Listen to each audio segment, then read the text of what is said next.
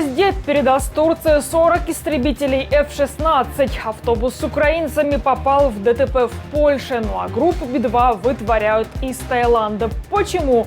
Все самые важные и интересные новости расскажем далее в выпуске. США впервые за 15 лет разместят ядерное оружие в Великобритании. На важнейшей встрече глав военного командования НАТО в Брюсселе на прошлой неделе мы обсудили приоритеты обороны и сдерживания НАТО во всем мире. Завод Роснефти в Туапсе остановил работу после атаки беспилотников СБУ. Ремонт продлится несколько месяцев. Без палива неможливо вести війну, це кров війни. І чим менше у Російської Федерації буде можливості транспортувати паливо на фронт, тим менше буде можливості вести війну взагалі. Мелкие пакости российского МИД. Би-2 депортируют из Таиланда, а Максима Галкина не пустили в Индонезию. Все службы, как транспортные, так и пограничные, высказывали доброжелательное недоумение, чем я заслужил такую честь и такое персональное внимание от российских властей. Дорогие подписчики, не проходите мимо. Если вы нас смотрите сейчас, поставьте лайк этому видео.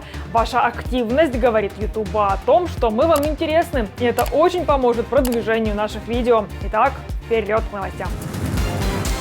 США впервые за 15 лет разместят ядерное оружие в Великобритании. Это в ответ на растущую угрозу со стороны России, пишет британская газета The Telegraph со ссылкой на документы Министерства обороны США.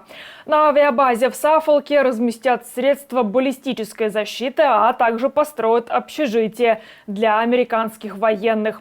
Ранее США планировали перекинуть на британскую авиабазу 2 эскадрильи истребителей F-35А, способных нести ядерное оружие. США убрали ядерные боеголовки из Великобритании в 2008-м, решив, что угроза со стороны Москвы уменьшилась. Сейчас ядерные боеголовки США размещены в Бельгии, Германии, Италии, Нидерландах и Турции в соответствии с соглашением НАТО о совместном использовании ядерного оружия. На важнейшей встрече глав военного командования НАТО в Брюсселе на прошлой неделе мы обсудили приоритеты обороны и сдерживания НАТО во всем мире. Мир сталкивается с беспрецедентными конфликтами, поэтому невозможно переоценить важность наращивания нашего военного потенциала. Госдеп США сообщил о решении продать Турции 40 новых истребителей F-16 и еще 79 модернизируют из старых. Общая сумма сделки составит $23 миллиарда. Она стала возможной после того, как президент Эрдоган согласился на вступление Швеции в НАТО, а парламент страны одобрил это решение. Я тоже подписал закон, который одобряет заявку Швеции на вступление в НАТО. Он был опубликован в официальном вестнике. Сейчас Байден направил письменное распоряжение в Палату представителей и другие органы власти. Мы ждем, что наши условия будут выполнены как можно быстрее. Напомню, что шведы подали заявку на присоединение к НАТО еще весной 2022 года. С тех пор Турция и Венгрия блокировали это решение. Ожидается, что Будапешт согласится на принятие новой страны в конце зимы, когда парламент Венгрии вернется с каникул. Об этом заявлял генсек Альянса Столтенберг. По телефону ему клятвенно пообещал Орбан. Членство Швеции в НАТО сделает НАТО сильнее, а всех нас безопаснее, и поэтому я приветствую тот факт, что Черногория очень быстро ратифицировала и приняла вступление Швеции в наш альянс. Я приветствую решение Великого национального собрания Турции о ратификации, а также то, что президент Эрдоган вскоре после этого решения поставил свою подпись под решением парламента. Так что теперь все решения в Турции вступили в силу. В начале недели я разговаривал с премьер-министром Венгрии Орбаном. Он очень четко дал понять, что поддерживает вступление Швеции в НАТО. Я получаю сообщение из Будапешта, что парламент вновь соберется в конце февраля, так что нам придется подождать. Но я абсолютно уверен, и я рассчитываю на Венгрию, что ратификация вскоре будет одобрена. В Польше попал в аварию автобус с украинцами. 20 человек госпитализировали, по данным полиции. ДТП произошло неподалеку от границы в Люблинском воеводстве. Водитель не справился с управлением на повороте, и автобус опрокинулся на бок. 20 человек доставлены в больницу, и их жизни ничего не угрожает. Остальным пассажирам предоставили убежище в школе в Длогобычеве, пока для них не организуют замену автобуса. На месте работают экстренные службы, которые выясняют подробности аварии. Дорога была сильно обледенелой. По предварительным данным, водитель автобуса «Сетра» не справился с управлением на повороте, из-за чего автобус перевернулся. Авария произошла сегодня, около 4 часов утра.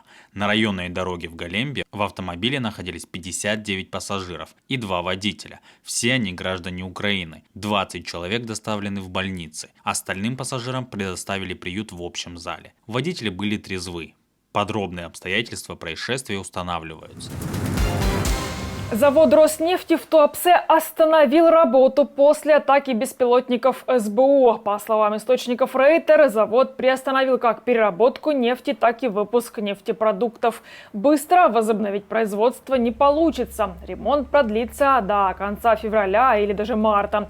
Напомню, что после атаки беспилотников 25 января сгорела вакуумная установка завода. Целью атаки беспилотников были объекты, которые снабжают топливом российские войска и имеют важное значение для экономики России.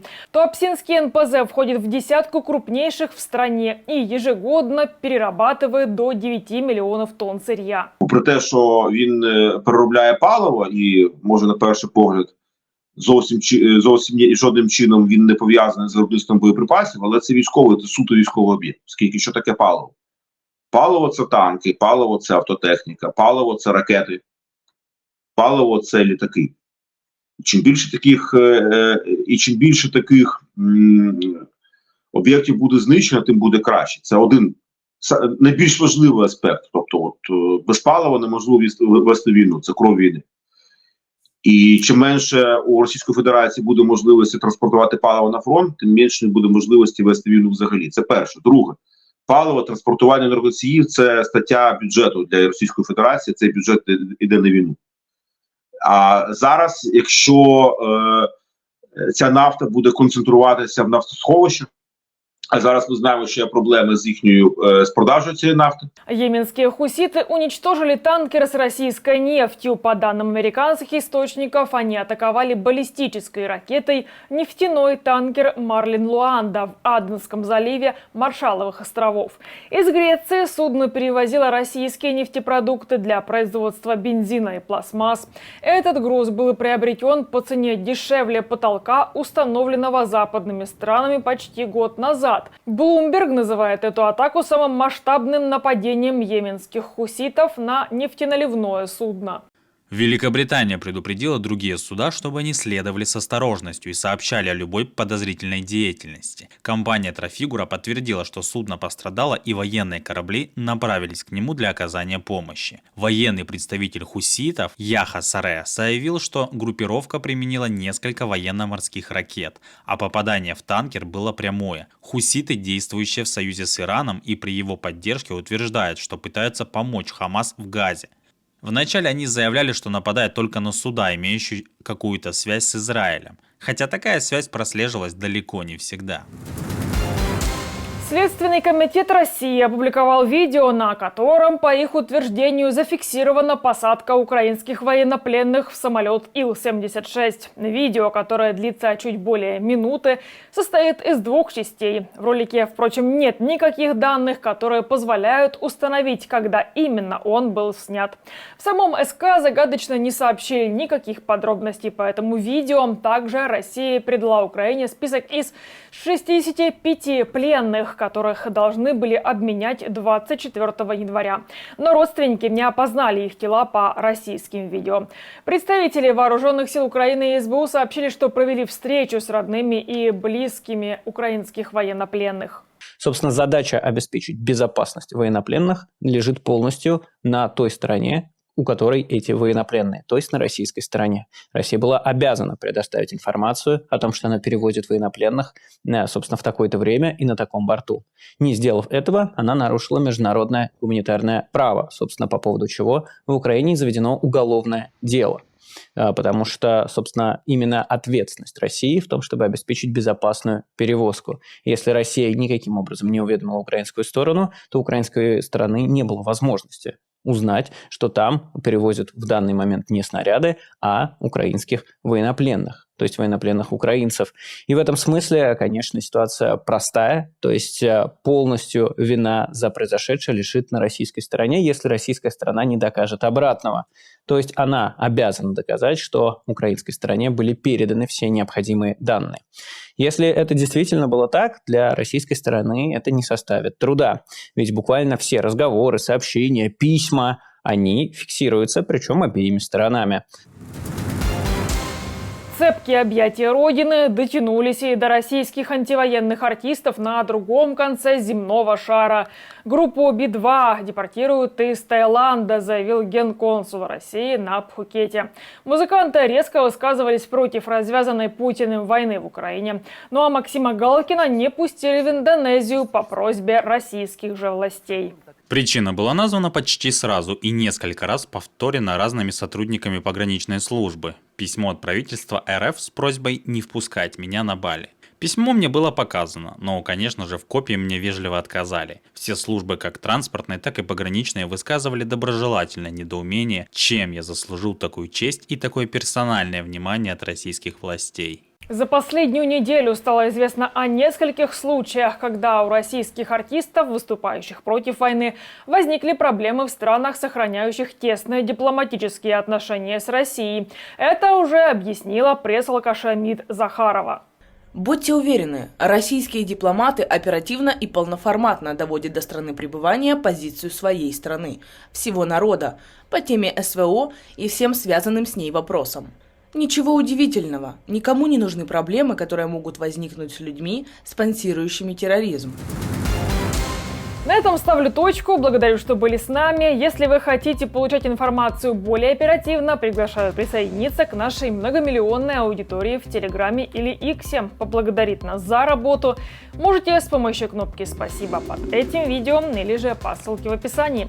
До новых встреч, хороших вам новостей. Слава Украине! Живи Беларусь!